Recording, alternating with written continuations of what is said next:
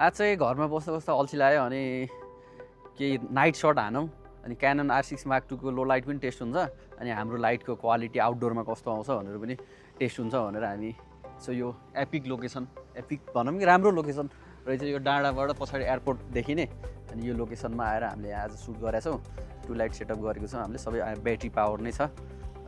video हेरेर कस्तो लाग्छ कमेन्ट गरिदिनु होला थ्याङ्क यू